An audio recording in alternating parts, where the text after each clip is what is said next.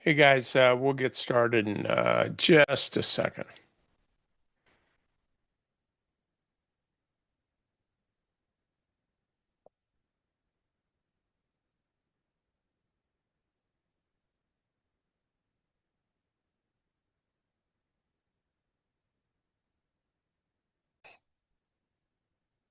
All right. So yeah, I thought I'd get going on this early. Just because frankly, I'd like to get it out. I don't expect everybody to just be sitting here waiting at your desks like, hey, is Dan going to do screw that stuff. But in this case, I kind of want to get this out. So um, we'll kind of get right into it. First of all, Agnes, hey, glad you're here. I hope I'm pronouncing your name right. You're saying I'm pretty sure Trump will try to salvage the market over the weekend because of the 10-year yield. Yeah, that's a good point. Uh, but it's not going to be a meaningful or lasting bounce. Okay, I'll say the last word that you put in your sentence. Right. Yeah, I don't see that as being. I don't see any tweet being worth very much anymore. I mean, the whole situation in the Middle East, from a markets perspective, let's just say it's been really, really chaotic. And first we're going to do this, and then we're not going to do this, and then we're going to do this, and we're not going to do this. And this is a little more meaningful than like trying to figure out which drapes we're going to put in my office. I don't actually have drapes in here. So, it's a little, I've got reverb in the sound. Does anybody else have reverb? Because I have not changed a thing. Throw me an emoji if things sound okay. Okay, well then, Jim, it's you, bud. So, okay, great. All righty. So I'll just get right into it. Now, this market is really in correction mode, and this is one of those times when I I'll just put it this way. This is one of those times when you're not paying me for stock picks. I can give you stock picks. There's over 6,000 to choose from. You're not paying me for that. You're paying me to keep you out of trouble. You're paying me to put you and have you and keep you in a position so that when the market does get more favorable, you have the trading capital to take advantage of it as opposed to, and I've been here, guys, as opposed to being in a situation where you've got a fraction of what you had before, maybe 50%, hell, maybe less, or maybe, I don't know, 75% of what you had before. And so then you use the next leg in the market that's really strong. You use that just to try to get back to where you were before you kind of kept trading in an environment that had changed. And if you just think about the math, it's really easy. If you lose a quarter of your account, you have to make a third of your account in order to get back to even. You go from 100 down to 75, that's 25%. In order to get back to 100, you need to make 25%, which is a third of 75%. So the math, guys, does not work. The math does not work if you are, if you just continue to trade. And I was thinking about this earlier. Um, Here, yeah, I'll just talk to you. So I was thinking about this earlier, and like, what would be a good analogy for this? Because no matter what the environment is, we do just a few different things. We look at stocks or options, we buy them and we sell them. That's it. Those are the three things that we do. We look at them, we buy them, and we sell them. So you would think that every day the market's open, we kind of do the same thing. We just kind of do the same thing again and again. And the market changes though. And if we don't recognize, guys, if we don't recognize the change, then we're going to wind up really, really struggling a lot, and it's going to cost us money. And think about it this way. Think about if you're like, I've been up to Lake Tahoe. I mean, I know Truckee inside and out, and the Bar of America, they used to know me by name. So I've been up there, and in the wintertime, it's really, really nice. You go over to Squaw Valley. I don't think they call it Squaw Valley anymore. It's something else. And it's a really, really nice resort. Summertime, the sun is out. It's awesome. You can hang out by the pool. It's wonderful.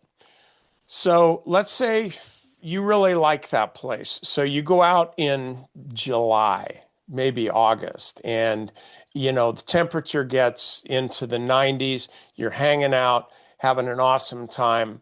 In your swim trunks. If you're a guy, your big fat belly hanging out, drinking a beer, looking around, that kind of thing. It's all good in the hood. And so you keep doing that. Every day you keep coming out and you're doing that. And then we get into November and December, and somehow hanging out by the pool ain't that great anymore. And then we get into January, and then we get into February, and it's really not that great anymore. And so I'm sure you kind of get the analogy that I'm making. The location is the same. Hang on. Get in here. Sorry, my little rescue dog, Riley, really always loves to learn about stocks. Okay, pay attention. So anyway, the point is the location's the same, the lawn chair's the same. All of that stuff's the same, but the environment has changed. And so you have to adopt different strategies when the environment changes, even though the location's the same. And so in a situation like that, the better thing to do would be to put away your swimsuit, maybe hit the gym a little bit so you're in shape to ski, and you get different clothes on and you do different things. And then the spring comes and then the summer comes. My point is that there are seasons. We have well, in California we have two seasons. We have fire season and flood season. But in normal places we have four seasons.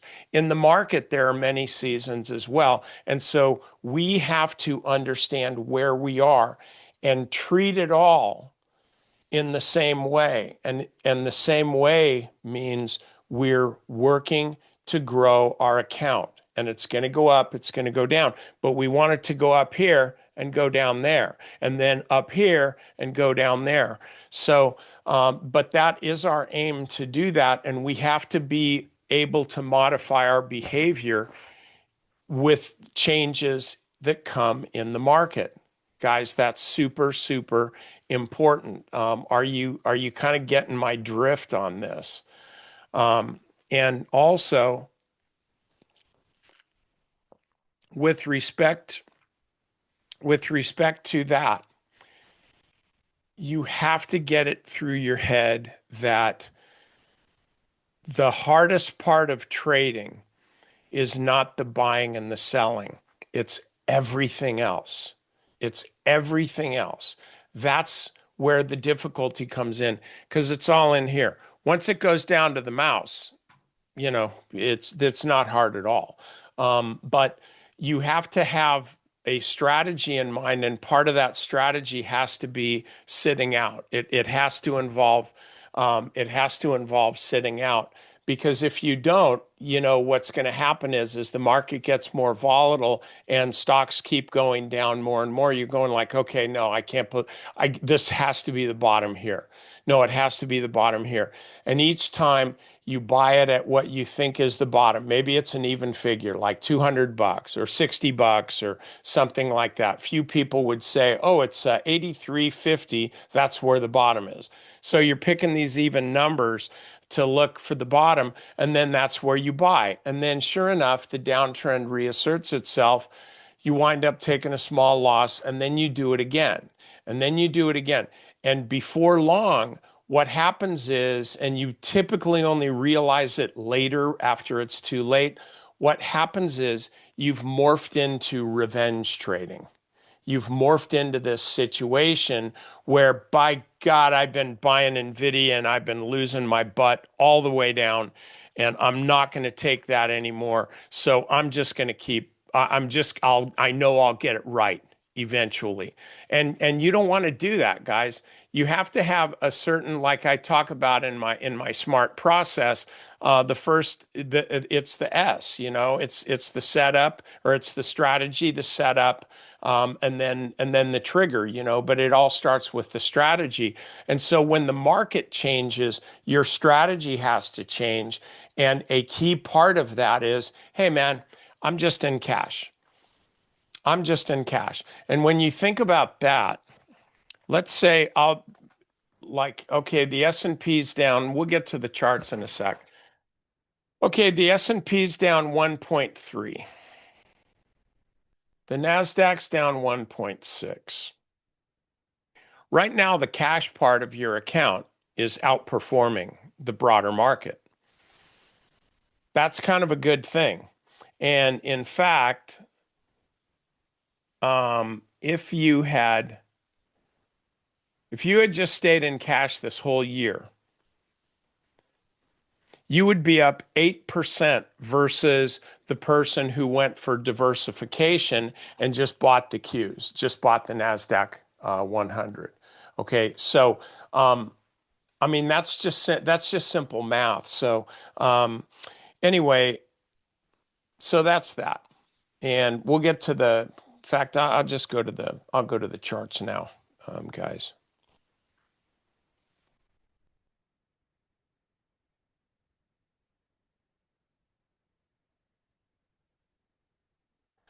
Okay, can you guys see my screen okay?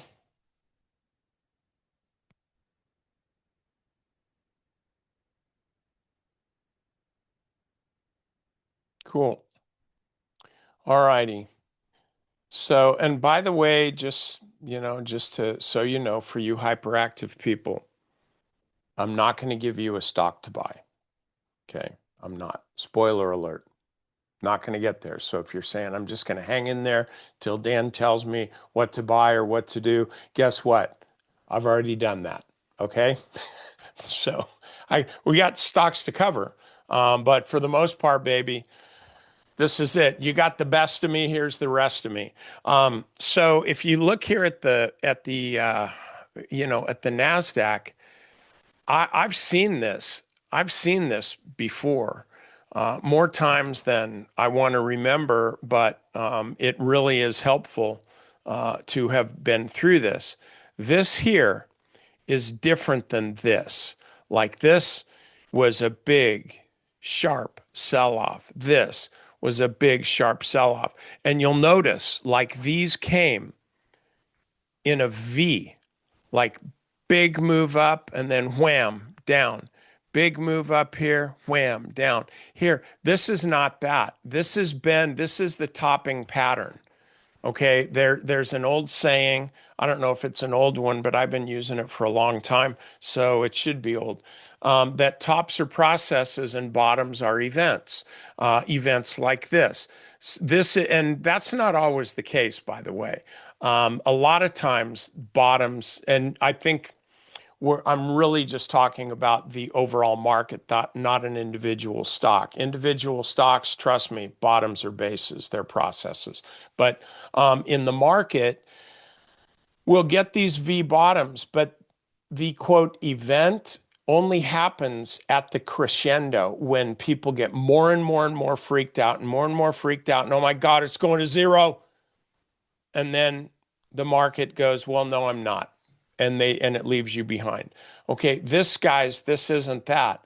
This is people getting their complacent and then breaks below the 50, and then that's kind of a bummer. And then the 50 is actually resistance, and that's kind of a bummer. And now this falls, and then, oh, well, it's going to rebound off the 200. Okay, well, gosh, look at that. It didn't even hit the 200. That's a good thing. And then finally, it trades down here. And then, like, oh, wow, it's coming back to the 200. Okay, well, this was a one-day wonder here. We've seen this before a lot of times, and Dan talks about this. The market doesn't trade so precisely that that a stock or an index in this case will hit a key moving average and then bounce right off to the penny. So, yeah, that's it.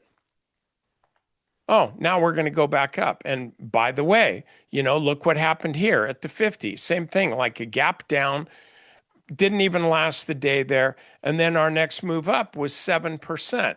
And then a move up to the top here was 13%. I got to get in on this action. All right. And then now we're here. So right about here is when not the complacency, the I'm really bummed out part of the equation starts to set in. And now we're here. And at this point, I suspect that some of you are saying, okay, well, now, after all of this that Dan's walked us through, now is definitely the bottom. Now we've definitely got a bottom here. And maybe we do. Maybe we do. But here's the thing, though, guys. I would say that yesterday, and I would say that the day before. And the reason is because I'm not trying to predict the market. I'm just reacting to it. And what I'm seeing right now is my reaction is I don't want to walk into this. I don't want to wait. I don't want to walk into this battle because if you look at where we are, where we've been, I'm just gonna repeat. Well, yeah, I'll do it. I'm halfway through.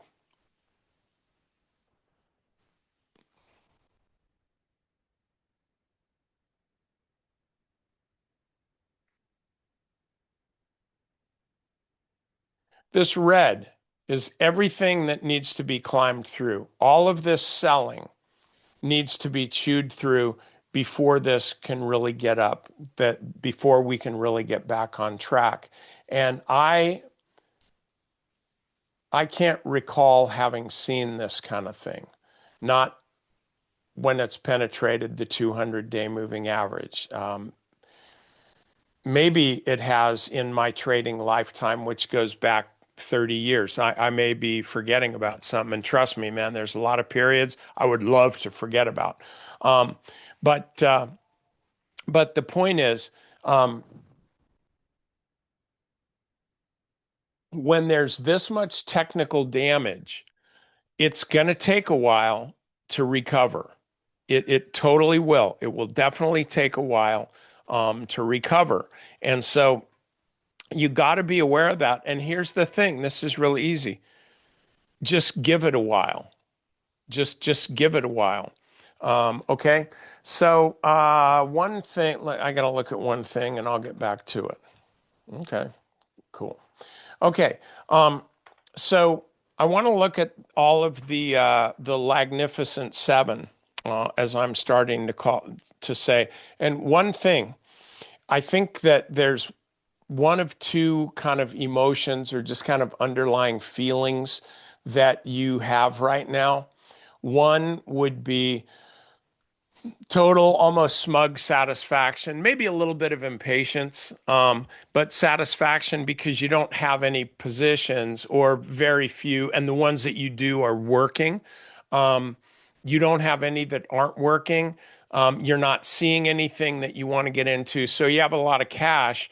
And in a way, you're kind of enjoying this carnage because you know that ultimately we're going to get to a point where you can put all that money to work. It's going to be obvious. And then that's when you wind up making a really, really good amount of money in a short period of time. So that's how you're feeling. The other feeling that some of you might be having is one of uneasiness. Like maybe you're here right now, hoping that I'm going to tell you everything's going to be okay and we're going to go up right away. Everything is going to be okay. Guys, world's not coming to an end. You can trust me on that. If it does, getting back at me and telling me I was wrong is going to be the least of your concerns. Okay. So let's just say the world's not going to come to an end. The market's not going to zero and it will ultimately reach new highs. The only question is, what's your account going to be like then versus where it is right now? And so if you are uneasy, if you're nervous, if you're not feeling that great, my suspicion is it's because you probably have too many. You've got positions on that aren't working. You own stocks, or maybe it's options, but you own stocks that, dang it, you knew you should have sold last on Wednesday, or shouldn't have bought it, or you should have sold it on Monday, or you should have sold it this morning, whatever.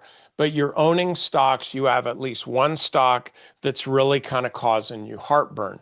And in that case, I don't know your exact position, of course, but in that case, frankly, you have to do whatever it takes to feel right, to get you to feel right, to get you to feel okay. And getting back to even, as you know, Kramer wrote about. Remember, I'm the stock picking Sherlock Holmes. That's what he called me. But getting back to even is not what you want to be thinking about. That's just a number. The market doesn't know what your number is. Probably neither does your family or your friends. I don't. My wife doesn't know if I'm making money or losing money. She has no idea. And that's by design, because I don't share that stuff. That's personal to me. And maybe you should be the same way. But the point is, if you're thinking about getting back to where you are not giving respect to where you are right now. And that's a really, really important thing to be mindful of. You always want to be respectful of the money that you have right now, and don't be putting it to risk without adequate reward. Right now, there's no real reward out there except for like energy. And I don't know what that is. I moved my keyboard. Like these are the three that are working. If you're just looking at ETFs, these are all working, and you guys know why. And at this point, I mean, maybe I'm a little late to the party, but on things like this, I don't mind being late to the party. Because if you're always early to the party, you'd be amazed at how many parties are total duds. But my my suspicion had been that the conflict in Iran would, I mean, I'm listening to the same stuff that you are, only I don't have a bias one way. I really don't have a bias one way or another. I mean, I don't like it when the the government of a nation is always chanting death to America and they want us killed and all that stuff. That doesn't really work very well for me. But that's about the end of it with respect to my, political bias per se. I know what I know, I think what I think, I do what I do and all that. But when it gets right down to it, frankly, and just think about this, you kind of got to just go, not my circus, not my monkey. I just want to look at stocks, but I have to pay attention to that stuff. And my sense has been, okay, well, it's not going to be regime change. I mean, they kind of talk about it like, golly gee, wouldn't it be nice? But it's not going to be that. Okay, well, so then they're going to go in there and defeat the enemy and blow everything up, and then that's going to be it. Okay. And so in that case, I'm kind of looking for more of a spike in oil. Hup, it's all good. That's the end of that. But then that turns out not to be the case. We're actually higher. We got a higher close than we had back here. If we close right here, this is the highest yet. And so I think that the market is finally accepting that this could be a long drawn out thing. Again, I don't have an opinion about that one way or another, except when it comes to like these energy stocks. I think that they're just going to continue to run. I don't know how high, but if you look at this, just got to get rid of all these things. If you look at the way this is trading, and I mean, I have to acknowledge that this really surprised me because I didn't think we'd run this high. Same thing here. So, and this is oil services. That's a whole nother ball game. But these two are really, in my mind, where you want to be. And the best way to go about this, I mean, it's not. You're not getting opportunities to enter here. It's what you could call a lockout rally. We have Exxon. Even bought that a little bit high. Ideally, you buy it down here or something like that. But I kind of wanted to wait for this to be cleared. So we're in here and we're up, not a lot, but we had a good safe entry.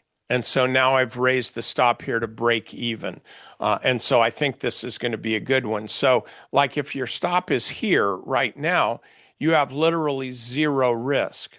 And because you have zero risk, then anything going forward is going to have a huge R multiple, the reward versus the risk that you're taking. And if you guys don't know about R multiples, I'm sure you're going to learn about them. You're going to learn about them later. Anyway, but I want to get to these, and I've got a bunch of other stocks. I keep threatening to go through the Magnificent Seven, but now I'm here and I'm on a roll, so okay.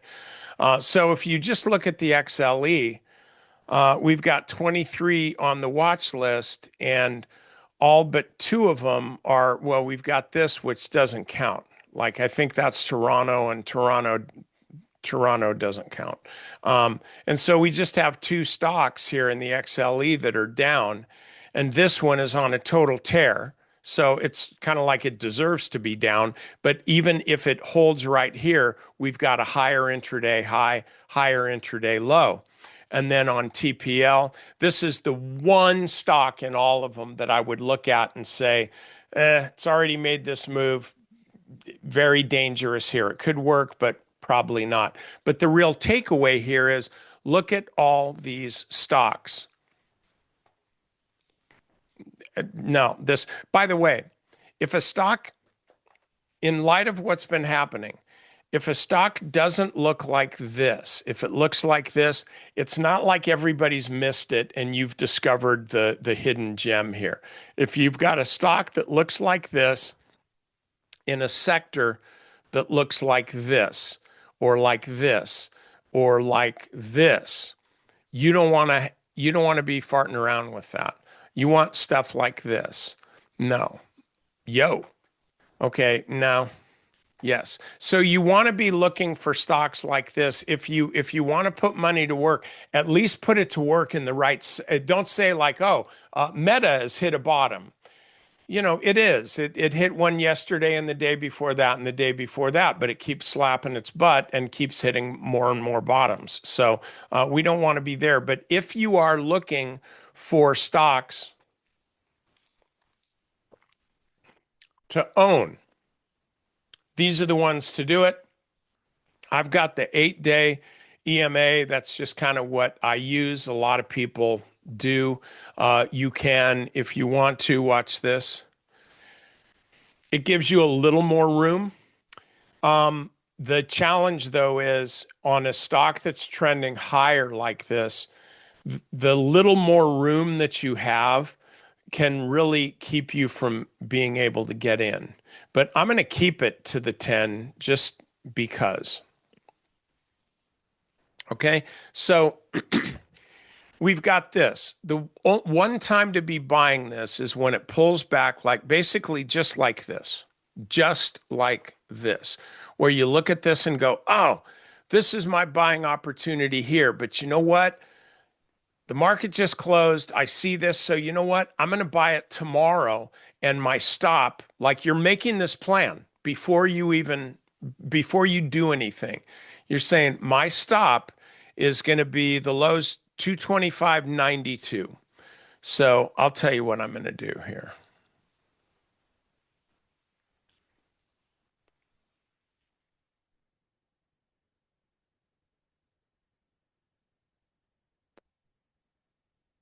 Okay. Okay.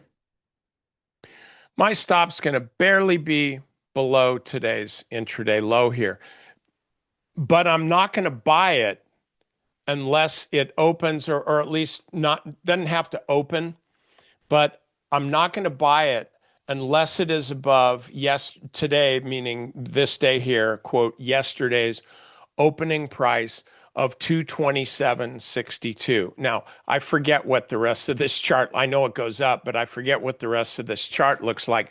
But this is how I would frame this trade. I would say I'm not going to buy it until it gets back to at least yesterday's, meaning this day's, until it gets back at least to that opening. I forget what it was. 227.62. Almost got it dead balls on.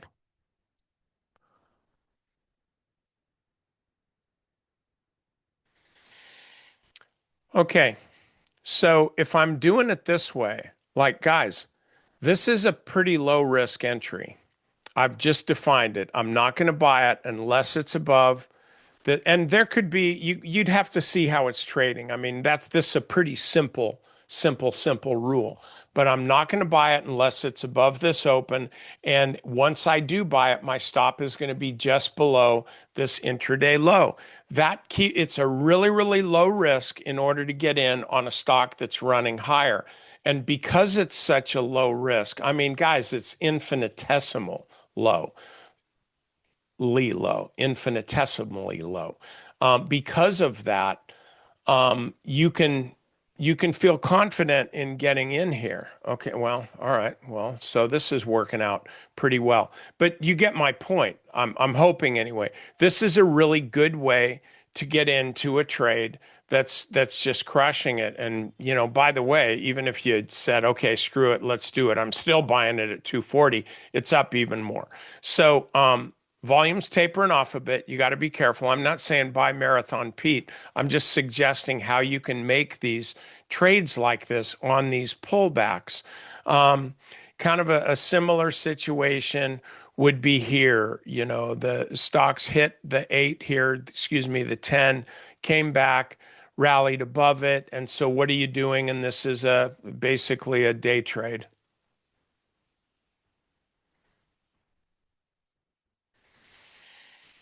Like, you're looking at this stock, you're buying it here or buying it here on the 26th. You're looking to see how this is trading.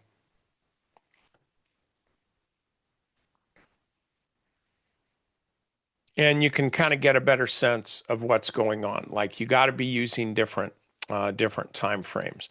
But that's why like these things you can't. Okay, now Apache. Okay, this is interesting. You can see this it's not screaming as much as the others, but this is definitely giving you higher highs and higher lows. So, I wouldn't really do much on Friday just because who knows what the weekend will bring.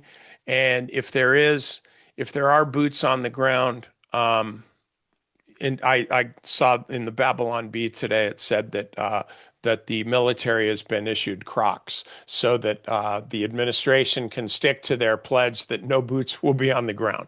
But I digress. But so I'd wait for this, frankly, on Monday to see what happens. I don't think you take positions today. But this is the type of thing where you see the zigzag, you see it's at the 10. You look at this low here, it's 43.53. So we put this at 43.50. Okay, and that's really kind of where our drop dead zone is. And so if the stock is up higher, like let's say it's up above 44, you're buying it at 44.02, you're risking 1.5%, something like that. And you are trading this pattern. So are you guys seeing how this is a way that you can be participating in this market with a really, really low risk? Because that's what we're looking for. But I want to go back to what I said earlier. I'm not giving you any. I'm not giving you any stocks to buy today. I'm just kind of showing you some techniques or tactics that you can be using for this type of thing. So let's go through these stocks. All right, Meta. One thing, like I saw an article written by Jonathan Turley, who's a super smart attorney, who my son, I think, was actually going to be taking some classes from in law school back east. Only he decided that he had better opportunities elsewhere, so he's not going into law. Bummer. Um, anyway, but Turley was saying how the chance of this lawsuit against Meta, and I think Google too, but maybe this was just against Meta, the chances of that lawsuit being overturned on appeal are actually pretty high. And I looked at that as far as why, and he's talking about causation, and you attorneys know what I'm talking about. That there were too many outstanding issues for the plaintiff to say that her problems, because she was mentally troubled beforehand and all that. I get that, but I don't care because I don't know her and it's not my place to care. But so there was a lot of issues to where you can't say that, oh, well, Meta is responsible for that. Okay, so they're appealing that. Well, guys, that's what a frickin' jury is all about. Like it's going to be pretty tough sledding to overturn a jury's verdict on something like this, especially when there's not a lot of positive sentiment for these social media companies with respect to the damage that they're doing on our culture and all that stuff. And I'm not making if you guys want me to ignore you, just tweet to me. I'm never there. So that's just kind of the way social media is. But I think this is actually going to it's already a big deal.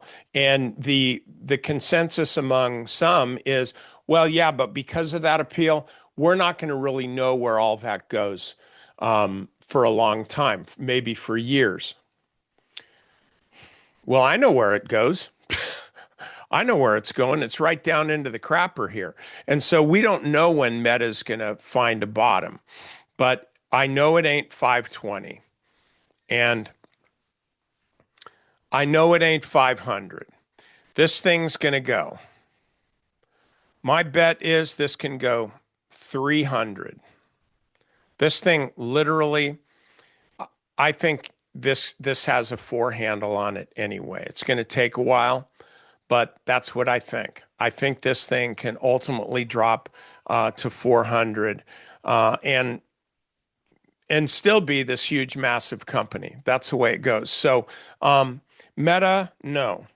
Microsoft, definitely no. Nvidia, remember Kramer, own it, don't trade it. Right. Eh. Google, no. Amazon, it's a choppy stock, not like the others, but I would say no. Apple, this is actually like the best of the bunch. And the reason, frankly, is Apple's not really super invested in AI. They have stuff like this and like this. So you're just not going to have a big I don't think you're going to have this big, massive retracement in Apple, except for the fact that it's one of these seven stocks and it's in the S&P and in the NASDAQ. So as the NASDAQ goes, even a big dog like Apple is going to be weak just because it can be kind of like any other stock. The heaviness of these other stocks is going to pull Apple down as well. But here's the thing. So I'm saying Apple's not going to be like these. Okay, fine. Does that mean you want to buy Apple? Why? Why would you want to buy Apple? There's no reason to. Nothing against Apple, but there's no reason to be long Apple. And Tesla, look, guys, this has just been a mess from day one. Not from day one, but this has just been a mess. It's a messy stock to trade. I would definitely never want to be short this stock, but I also wouldn't want to be long this stock. And you can even say, well, gosh, look at if you'd shorted where? Where are you going to short this stock? And yeah, it's drifting with resistance right along the 20-day moving average. Okay, fine. But guys, the stock is so volatile. It's so volatile from bottom to top. It's 7% up here. From here, this thing runs up 12.5%. It's very, very tough to short a stock, even one that in hindsight, you look back at it and you say, oh, well, this is a pretty nasty downtrend. For me, the best way to be trading these stocks is just not to trade them, not to trade them at all.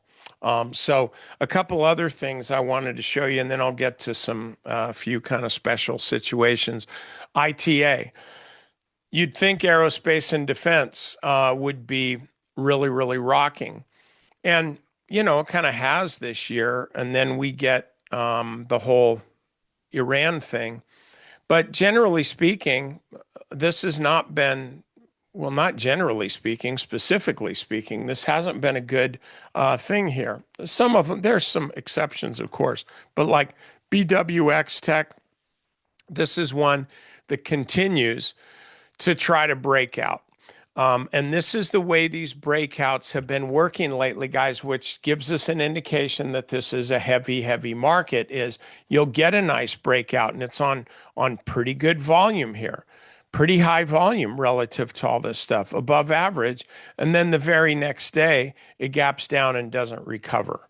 And so this thing, all this really does is just scare more supply or more demand into the market, brings in more buyers, and then the institutions can sell. This is kind of like classic algorithmic trading here.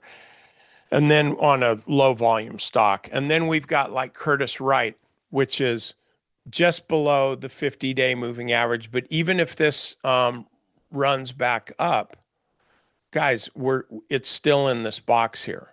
And so we can go through, we can go through all these stocks. And most of them are down today. Like not one of these stocks is the kind that I would, and I look at charts like this all day long. Not one of these stocks is one that I would look at that I say like this fits my strategy. I see several of them that maybe might kind of in the next few weeks, but nothing now.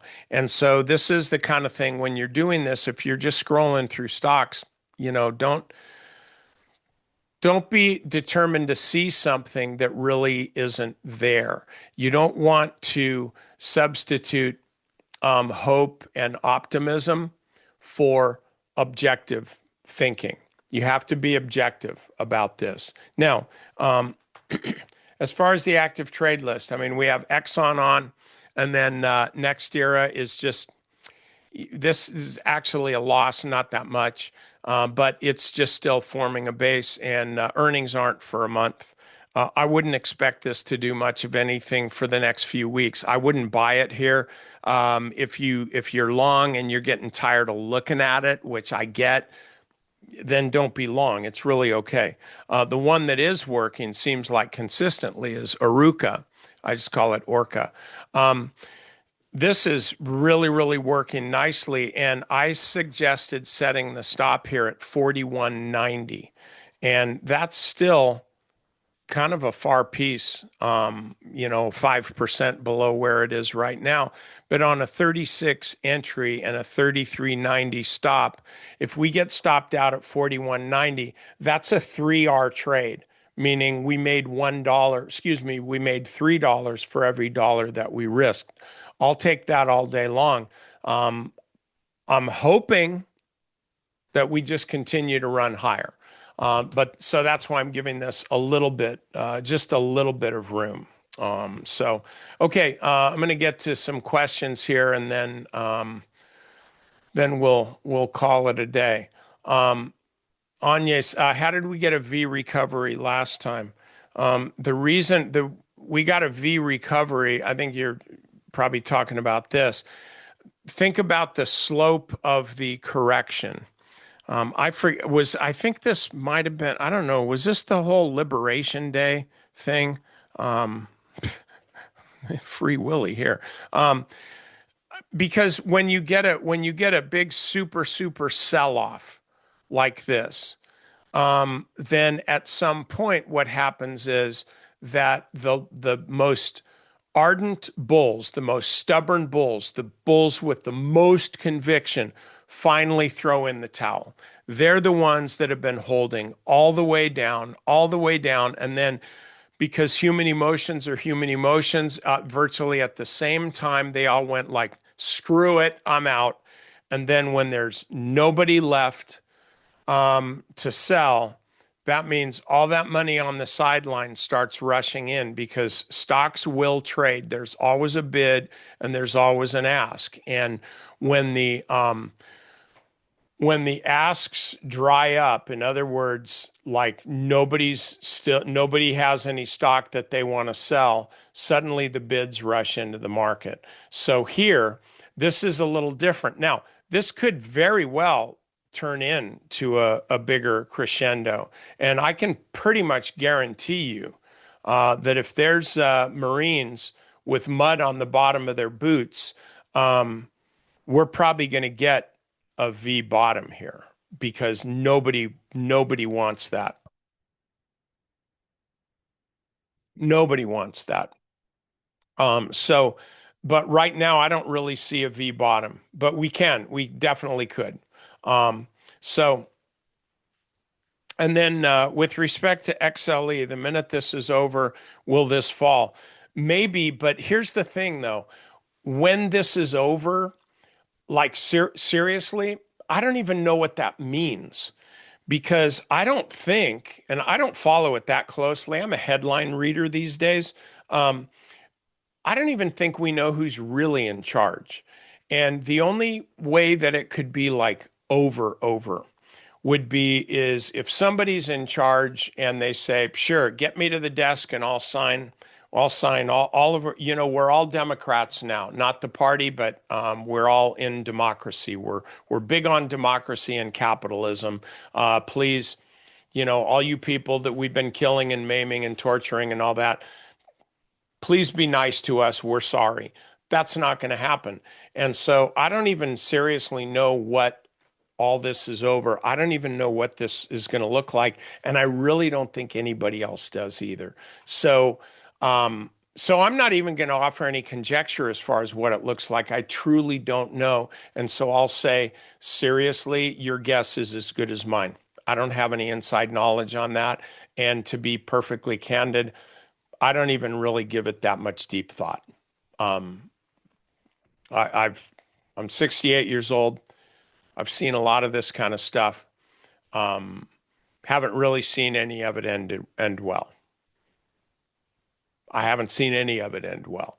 And so I'm not really sure that we're going to get that kind of ending here. But also just keep this in mind. Remember jumping Janet Yellen with her whole inflation is transitory thing. I don't see for the foreseeable future, I don't see oil coming back down to where it was before. Frankly, just because a lot of people, not everybody, I'm not talking about the rubes like you and me who just want to fill our cars with gas and buy stuff made with petroleum products that are cheap, but kind of the powers that be, they kind of like higher oil prices.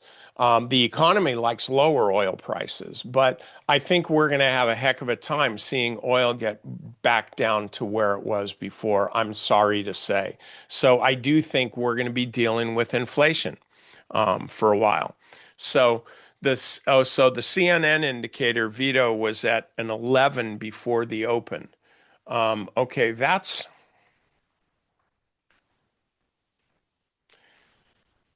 wow. Well, it's at a 10 now. I don't know what the heck she's doing. But it's at a 10 now. Okay, so we're at extreme fear. But be mindful too, like we've been kind of drifting lower for a while. Okay, what's your suggestion for using the legacy watch list to make money?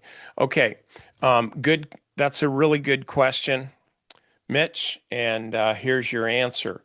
The legacy watch list, which, by the way, guys,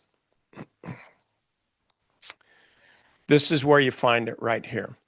This is these are stocks that for kind of for one reason or another, I've kept on. I just kind of want them. I just kind of want them on the list. We have a back panel, a tool to put all this stuff in. This is how we publish different things. And so this is the growth stock list. Okay, if I want to add something, I can do all that and then I add it. But when I'm done, I can either I can edit it as I often do. I could put it in the legacy, or I can archive it. I think I removed one stock ever. I don't remove it, I just archive it. And so then that would be like inactive. And so there's a lot more stocks here that are inactive, like 877 remaining. But the ones on the legacy list are typically those that I look at, and the notes will be pretty clear.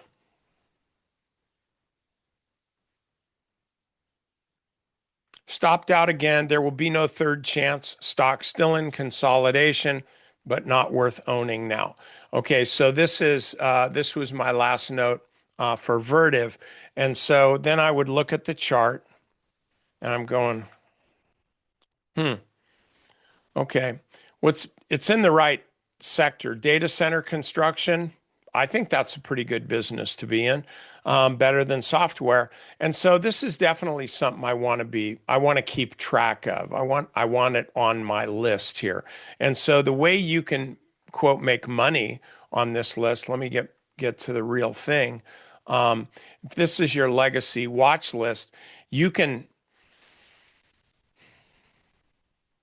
you can copy this list, put it in a watch list.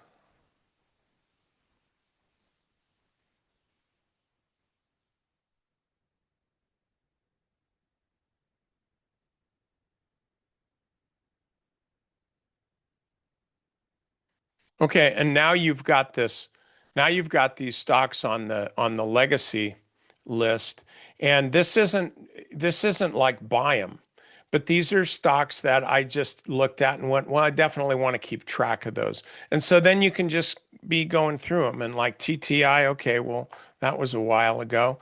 No, I mean gold, all the gold stuff, no. I'll always come back to that just because I always track gold anyway. But then like SanDisk, okay, this is still definitely something that's on my watch list. I mean, you look at the pattern here. I mean, I think if you're shorting this stock, you got a heck of a lot more courage than me. Lumentum, Micron, no, I'll still keep that on the list. Western Digital looking good. Well Tower, this is the assisted living. I call it the Gummers Index, the gums. Oil and gas, these are all stocks that we've done stuff on. TSM, Ensign, Vertiv. So these are, and I'll leave that on.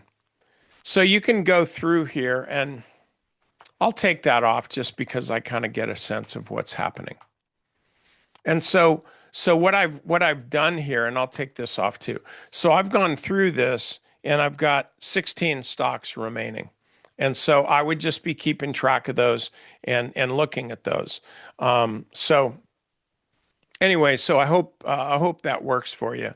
Okay, then just one more question here. Harold, thanks for the training regarding SMCI covered call. Love the ideas. Question is, will you apply this for an ETF like the two times SNXX? I really look, you could do that, but man, that's high octane stuff. And this just moves so big. And it only tracks that day. Like this is up 2.87%. We'll say 2.9%. So SanDisk is probably up 1.45%. Close enough. So this one is getting a little more play, at least it was. And now it's just kind of drifting lower on low volume.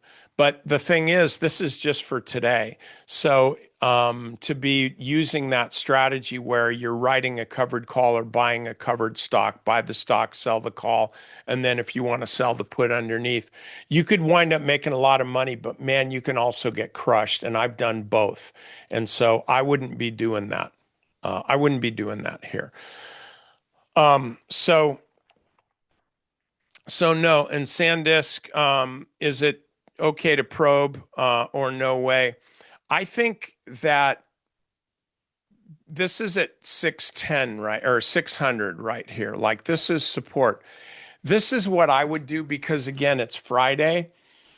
Why not wait till Monday? Because we've got 2 hours, not even 2 hours to go in the trading day. Got 2 hours to go in the trading day, and then you're off for 2 days, and there's a war brewing.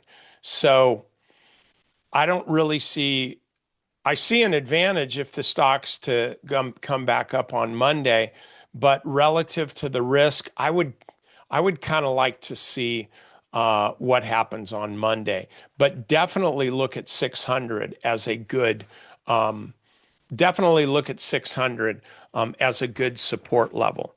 Now, one thing I want to mention on SMCI for those of you that were paying attention. What I talked about here was, and I'll be doing this. I'm kind of folding Option Market Mentor and Stock Market Mentor into the same service. It just makes more sense for everybody, for everybody. So that's what I'll be doing, and I'll be showing you about that and what it's going to be offered for and what comes with it and all that. And if you guys are interested in making money, and I've been to other services, trust me, I'll just say it, we're better. It's the only way I can say it. But if you want to learn how to make money in markets like this, I can show you. So with SMCI, I said, like, look, this is a stock here on Monday, like Friday. I think I actually started putting it on Friday. But you buy the stock. I forget. I'm not going to walk you through my trades, though I did on Monday. You buy the stock and then because it's volatile, like the options are really, really expensive. And remember the strategy. I say I've got my strategy, right? So my strategy here, and I think it was actually this morning here. Oh, there's SMCI. It's given me a nice alert. So I looked at this and my strategy is this. I'm looking for a stock to do a covered strangle on. I want to buy some stock. I want to sell a call and I want to sell a put. That's my high octane option strategy. This could fill the bill because it's volatile. This sure looks like a climax low to me. I know why the stock did what it did, so it's not like I'm scratching my head going like, how come the stock's down 30%? And it turns out Bernie Madoff came back to life or something. But so I look at this stock and say, okay, I'm going to buy the stock and I'm going to sell. I think I started with the 22 or maybe the 23 calls. So the stock, I own it at 21.44, for example. And then I sell the 23 calls for 50 cents or whatever. So darn it, I get the stock called away from me here at 23 bucks. That's 8%. And then but then I also made 50 cents. So I've actually got like a 10% return just on this. I don't think my numbers were that high though. And then at the same time, I decide, okay, if the stock falls back, I'm going to let it get put to me as well. So I'll just buy more shares. So I sell an outside call here, and then I sell an outside put. And if the stock gets put to me and those options expire today, if that stock gets put to me, that's okay. I'll just do the same thing again the following week. Same thing with the calls. So this is how this played out. Stocks up here. I'll tell you up front, if you're doing this, this is going to be the toughest part of this trade, sitting on your hands. You are going to be tempted to trade this and oh crap, it's going higher. I got to buy these calls back at a loss and then sell the higher ones. And then, oh crap, it didn't go higher. So now I took a loss on the ones that I sold and then, or that I bought back. And then I took a loss. I bought the other ones for smaller, or wait, did I sell? Like you're going to get all wrapped around the axle. And so the best way to trade like this, and this is what we like. This is one of the things I really like about this. The best way to be trading this is to just put the trade on and say, this is income. This is what I'm doing this for, is I'm selling a call, I'm selling a put. The only reason I own SMCI is because I got to sell a call and I got to sell a put relative to something. So, it's kind of like gravity. You need the surface of the earth for it to mean anything, in the same way as you need a stock for calls and puts to mean anything. So the stock goes up here, and I think I sold 24 calls. Like I saw this and I'm going, all right, well, this can't last. But I'll go ahead and sell more calls. And then sure enough, it's down here. But so we're here. This is Thursday. Okay. Today's where this is today. But think about this, guys. This has gone round trip. And if you had just sat on your position because you put it on here and your idea is, I'm going to see if these options expire worthless. If that's your position, then you're going to do just fine. I know that I'm short right now, 23 calls and 20 puts. And so those are all going to expire worthless. And I'll get to keep that money. And I actually think that I'm down on the stock. I think because I bought more. I bought more stock to do more. Like, hey, man, let's build a position. So I bought more at a higher price. And I think overall, I'm actually down on the stock. But I mean, it would be better to be up, but it really isn't relevant to the trade because it's close enough within this range that I can keep selling calls, I can keep selling puts and pay myself every week. And so this is the key point. It's not about being right or not about being wrong in buying a stock like it is when you're just trading stocks. It's about the process. It's about bringing in money. And so you don't look at, like I said, I think that I'm down on the stock. I know I was earlier today, but maybe I'm not now because it's not really relevant to my process. What I'm happy about is these options are going to expire worthless. I get to keep the stock, and then I'll just go out to next Friday. Actually, next Thursday, because market's closed on Friday. So, you can sell next Friday's options, but they actually expire on Thursday. And so I'll just keep this trade going. But does this help you guys? to where you can really see how you can make money, how you can make money on this. So, and so that, look, you know what? I'm not going to answer any more questions about this, and I'll tell you why, because this can actually be confusing if you don't know anything about options.